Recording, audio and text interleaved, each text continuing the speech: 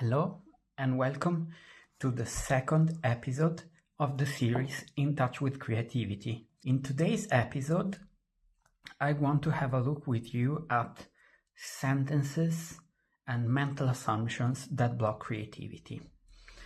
How did I come up with this episode? I noticed that sometimes I have like sentences or strong statements in my head that are almost like hidden rules or assumptions by which I function on the day-to-day basis, but that actually are not so helpful and are also quite harsh and don't help fostering a good relationship with creativity. So I thought that it could be useful for me to write them out and then to find a replacement for those sentences that is more helpful on an everyday basis. And actually, I have to admit that when I do this, I feel often like a lot of relief, and also I find it easier than to create. And yeah, for today's episode, I want to give you some examples of those sentences that are not helpful for creativity. And then I want to give you a small prompt on how you can also do this exercise for yourself and get out something useful for you and for your own relation with your creativity. So we start with some sentences, and the first sentence that I wrote down is this one. I have to draw, I have to create. So this first mental assumption, hidden rule. And why is it so impactful, this one? Because often if you are a creative person who likes to draw and create in general, this becomes almost part of your own identity. And in a way, if you don't create for a certain period of time, then your identity also starts to shake a little bit, especially if it's a very important part for you. However, so what I counter to this sentence, this I have to draw, I have to create sentence, is this sentence that it's just because I don't create right now, it does not mean that I'm not in touch with my own creativity.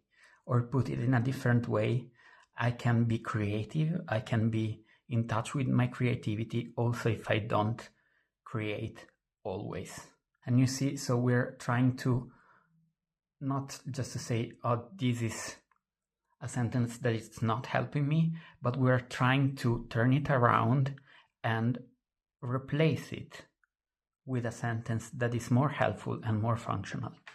Then the second sentence that I have written down is I have to use a certain material.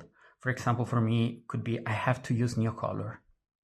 And this is also creating a lot of pressure and a bit of coercion in a way. How I decided to substitute this sentence for me is I can use any material that allows me to express my creativity. And by now you notice that already these first two sentences that are a bit blocking creativity are sentences with a must. So it's like you must, you have to. And often these must sentences are actually not very nice towards ourselves and are not very helpful either on achieving the goals that we want to achieve. In this case, being in touch with creativity. Then another sentence that I wrote down is like I have to improve, I have to change. And this applied to creativity means I have to show an evolution, that I'm not always drawing or creating in the same way. And here what I counter is I can change, evolve, and develop also without striving to do so. Or also,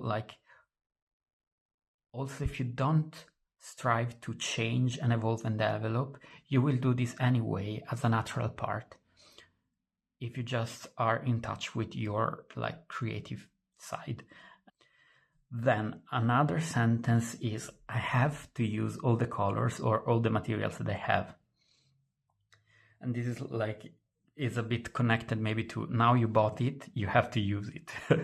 And what you can reply to this sentence is, just because I bought it, it doesn't mean that I have to use it. Or when the right moment will come, I will use it. Then another sentence is, my creations have to be liked. And what you can reply, or what I reply to this one usually is, I want to have fun creating, and I want my creations to be meaningful for me. So this approval, this liking comes at the second place. The first place is the meaning of what I create. And then another sentence that I often hear or sense in myself here is, the subject that I chose is not interesting enough. And to this usually I reply, to me the why I decide to draw something and the how I draw it matter at least as much as the what. So also a seemingly uninteresting subject, if you have a special reason to draw it, a special connection to it, and following this special connection, you choose certain forms, certain colors, certain trait, it can become something interesting just because you add this layer of your own experience and your own connection to this. And this reconnects to the last episode, the first episode about botanical sketching. Now I want to prompt you to do a similar exercise if you feel the need to do it, if you have time and want to do it. And to do so we have 3 parts. The first part is to take a piece of paper, take a moment, sit down, maybe take a deep breath, and just observe which sentences go through your head when you think about creating, creativity, drawing practice, painting practice, and write them down. So this is just being aware of your own thoughts in a way.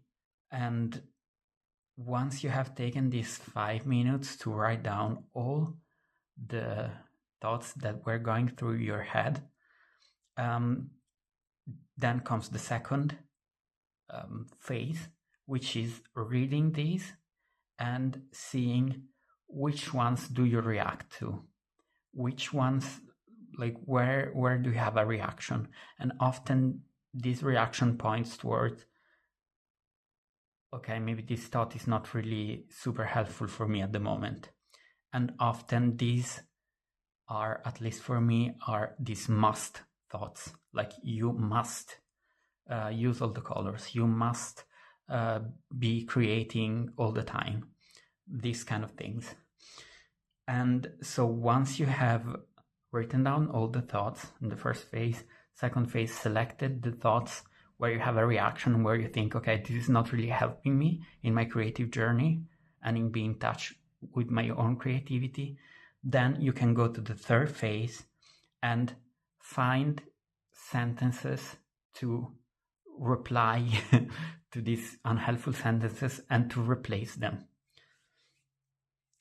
just as we did. So this is a bit the prompt that I encourage you to do with this video. And yeah, let me know if you try out, and also if you feel like that, you can leave a comment here in the comment section for this episode and share eventually sentences that are blocking your creativity. And also, if you feel like it, you can also share how you reply to these sentences. stay in touch with creativity, and I hope to see you soon in the next video.